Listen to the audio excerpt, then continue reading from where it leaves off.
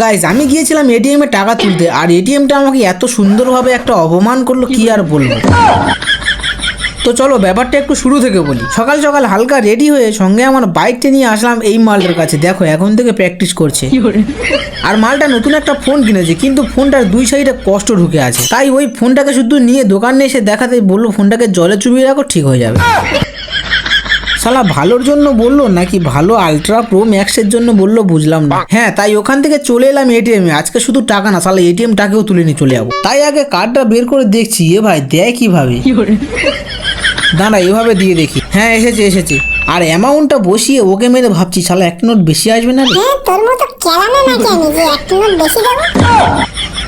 শালা এও অপমান করতে ছাড়লো না। যাই হোক, যা দিয়েছি গুনে গানে নিয়ে ঘরে যাই। 1, 5, 15, ঠিক আছে। যাই হোক, কি আর বলবো, আমাদের এখানে আজকাল বন্দে ভারত বাস চলা আরম্ভ করেছে, তাও আবার এই সুন্দর ভিআইপি ডেঞ্জারের রাস্তা দিয়ে।